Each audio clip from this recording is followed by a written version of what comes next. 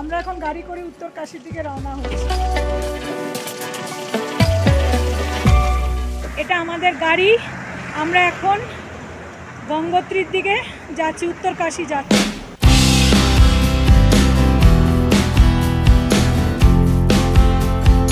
ড্রাইভারজি থেকে জানলাম আমাদের উত্তরকাশী পৌঁছাতে রাত্রি 8টা বেজে যাবে। আজকেই আমরা ওখানে উত্তরকাশী বিশ্বনাথ মন্দির দর্শন করব, তারপর হোটেলে যাব। হোটেলে রাত্রেবেলা থাকব, পরের দিন সকালবেলা আমরা গঙ্গোত্রীর উদ্দেশ্যে রওনা দেব। কাশীর বিশ্বনাথ মন্দির আমরা পৌঁছে গেছি। উত্তরকাশীর বিশ্বনাথ মন্দিরে বিশাল এলাকা জুড়ে মন্দিরটা রয়েছে। খুব ফাঁকায় ফাঁকায় আমরা মহাদেবের দর্শন করলাম। বিশ্বনাথ মন্দির দর্শন করে আমরা হোটেলের দিকে এগোলাম। আজকে রাতটা আমরা উত্তরকাশীর হোটেলে থাকব। কাল সকালবেলা আমরা ওখান থেকে গঙ্গোত্রীর দিকে যাত্রা শুরু করব। আমরা এখন উত্তরকাশী থেকে গঙ্গোত্রী যাওয়ার পথে গনগানানি বলে একটা জায়গা আছে, ওখানে দাঁড়িয়ে আছি। নিচে ভাগীরথী নদী বয়ে চলছে। এই পুরো জায়গাটা হচ্ছে গঙ্গানি, নিচে ভাগীরথী নদী বয়ে যাচ্ছে। প্রচণ্ড ঠান্ডা, দুটো টুপি পরতে হয়েছে। উত্তরকাশী থেকে গঙ্গোত্রী যাওয়ার পথে গনগানি উষ্ণ প্রস্রবণের যাওয়ার গেট। এই গেট দিয়ে ওপরে উঠে সেই গরম কুণ্ড পাওয়া যাবে যেখানে লোকে স্নান করে। গনগানি হট স্প্রিংয়ের ওপর থেকে নিচের ভিউটা দারুণ। এই টোটাল 4 ধাম ট্যুরটা করাচ্ছে আমাদের ট্রাভেলার সলিউশন, যাদের ফোন নাম্বার আমি ডেসক্রিপশন বক্সে দিয়ে দেবো। থ্যাংক ইউ মঞ্জিত ভাইয়া, রাজেন্দ্র ভাইয়া এই দারুণ ট্যুরটা করানোর জন্য। আরে বাস, সকালের আকাশে চাঁদ দেখা যাচ্ছে, যে দারুণ ব্যাপার, এরম তো কখনোই দেখিনি।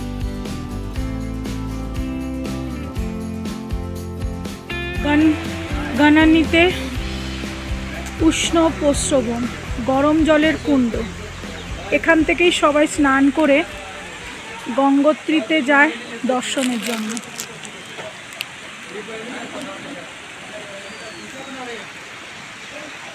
এই যে উষ্ণ প্রস্রবণে জল আসছে, এটা হচ্ছে হার্শিল ভিউ পয়েন্ট। এটা উত্তরকাশী থেকে গঙ্গোত্রী যাওয়ার পথে একটা গ্রাম, নাম হার্শিল। এখানে পুরো আপেল বাগান আছে। এই দূরে দেখা যাচ্ছে আপেল গাছ, ভর্তি আপেল। পুরো বাগিচাটাই হচ্ছে আপেল বাগিচা।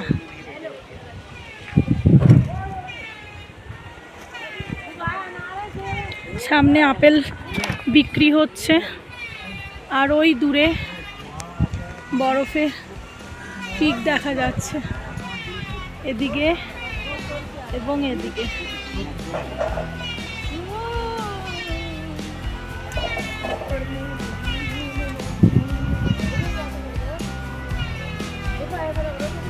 নিচে ভাগীরথী নদী শুকিয়ে গেছে।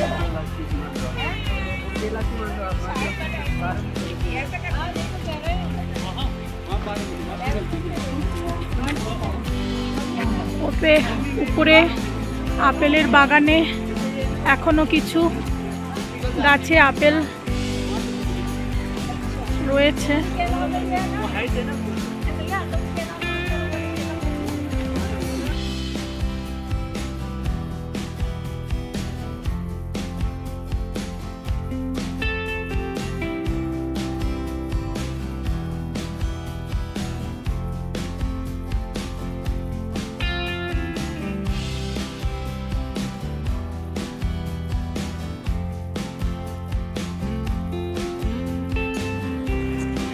এটা হচ্ছে গঙ্গোত্রী ধামের প্রবেশ পথ।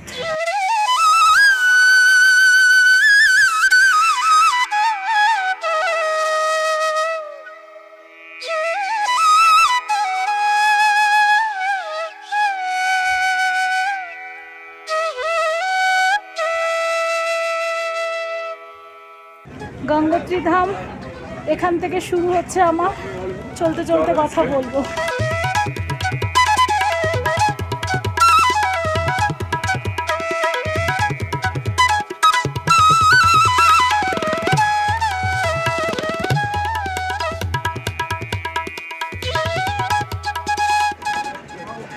মতো খোঁড়া লোকেদের জন্য একটু কষ্টকর। এখানে একটা বলে রাখি, যারা একদমই হাঁটতে পারবেন না, শুরুতে এখানে হুইল চেয়ারের বন্দোবস্ত আছে, হুইল চেয়ারে করে তাদের নিয়ে যাওয়া হচ্ছে। প্রথমে আমিও যাওয়া হয়েছিলাম, তারপর দেখলাম এখনও হাঁটতে পারি, দুটো পায়ে যাই। গঙ্গোত্রী ধামে এই পাত্র নিয়ে এসেছি, গঙ্গার জল ভরবো।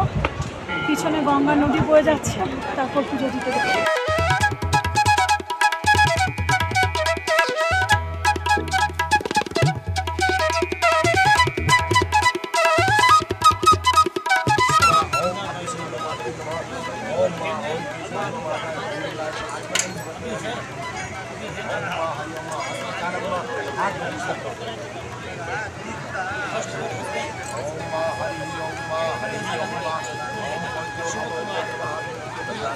পূজা হয়ে গেছে, গঙ্গা জল ভরে নিয়েছি। এবারে নিয়ে গঙ্গোত্রী মায়ের মন্দিরে দর্শন করতে যাব। পিছনে ওই গঙ্গা নদী বয়ে চলেছে, গঙ্গা নদীকেও দেখতে যাব। গঙ্গা নদী বয়ে চলেছে, গঙ্গোত্রী ধামে মা গঙ্গা পুজো দিতে যাচ্ছি। নিচে গঙ্গা জল ভরে নিয়েছে। এটা গঙ্গোত্রী ধামের মা গঙ্গার মন্দির, আর ওই উঁচুতে বরফের চটি থেকে মা গঙ্গার সৃষ্টি।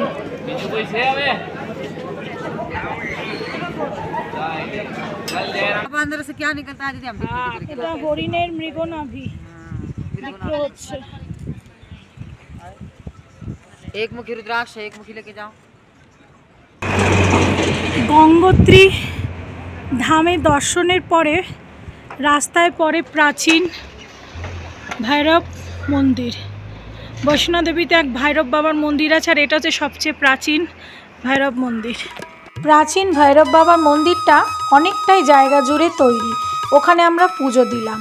এখানে একটা কথা বলে রাখি, গঙ্গোত্রী ধাম থেকে আরও অনেকটা ট্রেক করে ওপরে উঠলে তবে তপোবন নামে একটি জায়গা, যেখানেই আছে গোমুখ গ্লেসিয়ার, যেখান থেকে গঙ্গা নদীর সৃষ্টি। আমি অতদূর ট্রেক করে উঠতে পারিনি, তাই আপনাদের ওটা দেখানো আর হলো না। আজকে আমরা গঙ্গোত্রী দেখে যাব গুপ্তকাশী, আজকে আমরা ওখানেই নাইট স্টে করব। এটা গুপ্তকাশীর বিশ্বনাথ মন্দির, শিবজির মন্দির। এখানে একটা কুণ্ড আছে, এখানে এই দুটো কুণ্ডর মধ্যে সামনেরটা দিয়ে যমুনা নদী বয়ে আসছে, আর এই গোমুখ দিয়ে গঙ্গা নদী। যমুনা গঙ্গা দুটো নদীর স্রোত এখানে এসে পড়ছে।